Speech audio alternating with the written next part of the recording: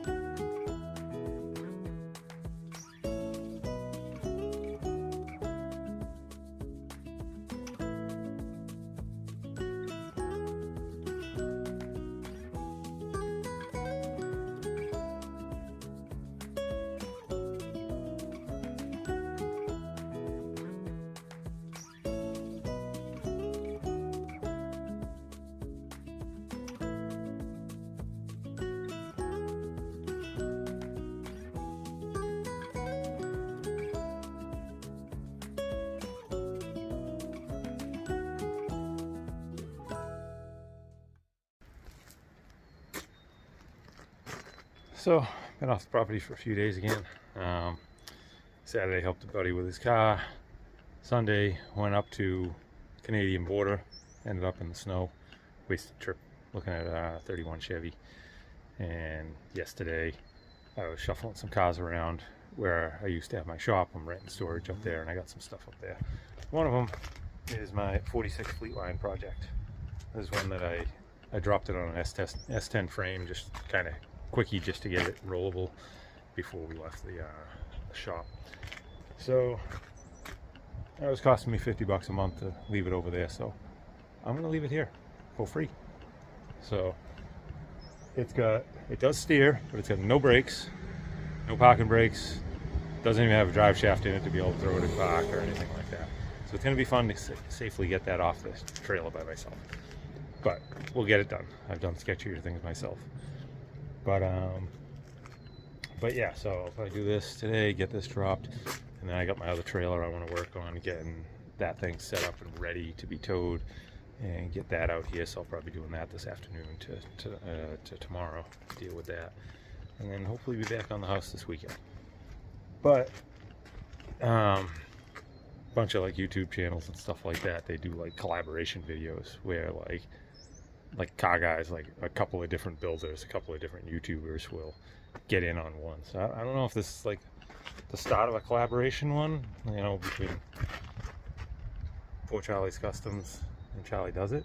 It's my two different YouTube channels. Does it still consider it collaboration if it's two different channels but the same idiot? I don't know. But anyway, I'm gonna work on, I was gonna just throw it out in the back, but there's just some random stuff on one side of the garage. So I'm gonna work on cleaning out that side of the garage and just put it in there for right now. It'll be a little easier wrestling around by myself. And then I got one timber in front of the big barn thing out back. I want to get that out of the way, mow that area, and then I'm just gonna put this back there. And this thing is gonna be referred to as the carrot. And I know it's not orange, I know it's not vegetable, I know it's not long and thin tapered, nothing like that, no resemblance.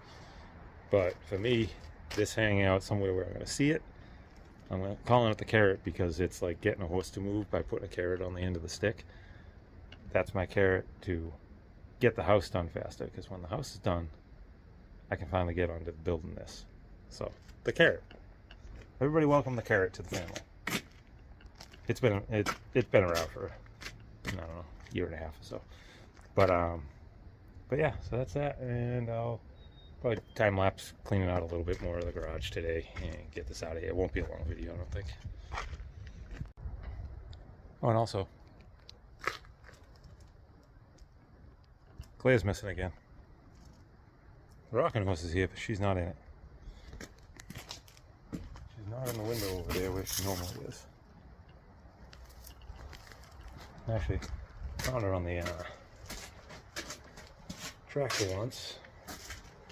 Nope, not on the tractor seat. Let's see where she popped up. But this is the just throwing some extra lumber in here. A lot of this was all frozen to the ground and stuck there when we were doing some of the cleanup. So I'll do some of that and get this lumber moved over. Get some of these things moved out of the way outside, and then try and get that off the trailer and into here. And when it comes time to get that off the trailer and into here, just keep in mind this garage is rickety, like super rickety.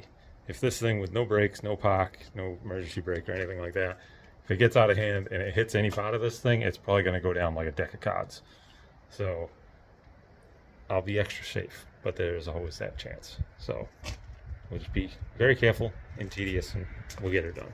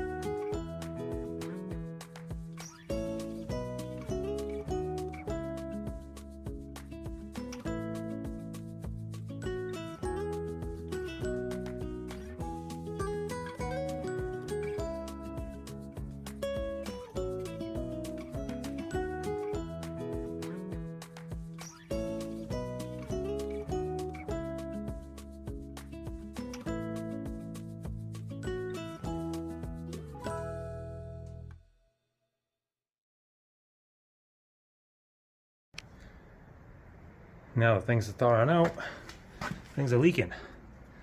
Like this can of Rust-Oleum is leaking out the bottom, dripping down the side, and over there. And then we got this one here, leaking right out of pinholes in the side of it.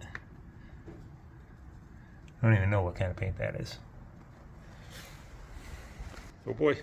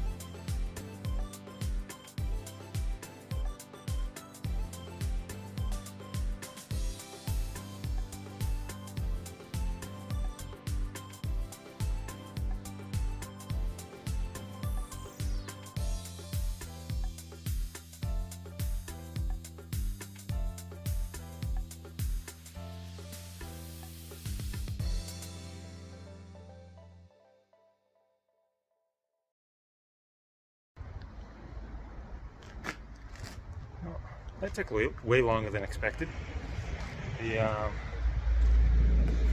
There was a bunch of paints and stuff like that, and a bunch of them were actively leaking.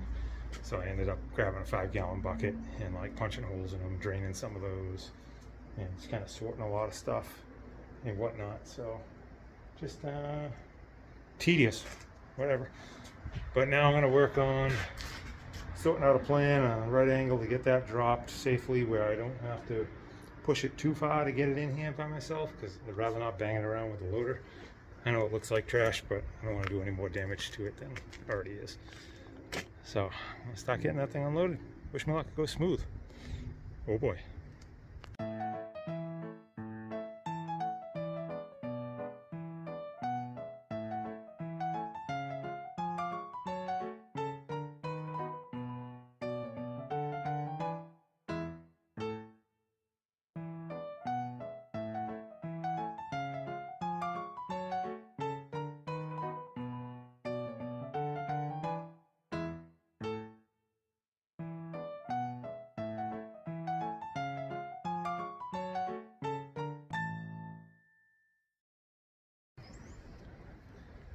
Well, she's all unstrapped, and I got a ratchet strap that should land the front tires just a couple of feet up on the ramp, enough for me to roll it back up, get it unhooked, and roll it that last little bit. As long as the strap doesn't break, the hooks don't come undone, or something like that. So, let's see what happens. Gotta make it happen one way or another.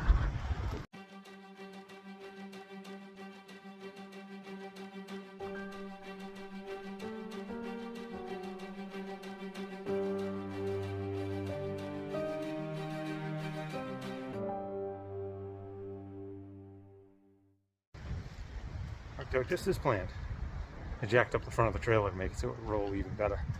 And here she is, off safe and sound. And there's the strap. Right there. So everything stayed hooked, yanked right at the end. Now I just got to get it all the way in.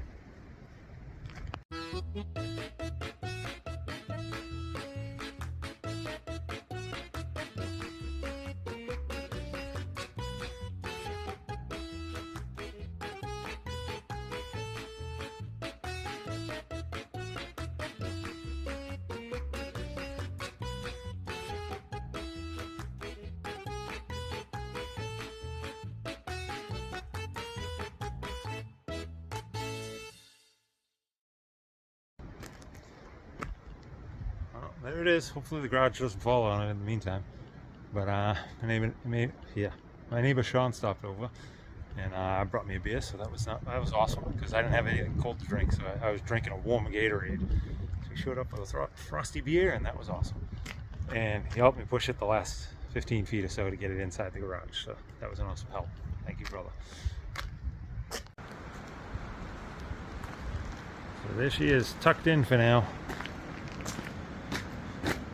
Hanging out with Mr. Ferguson.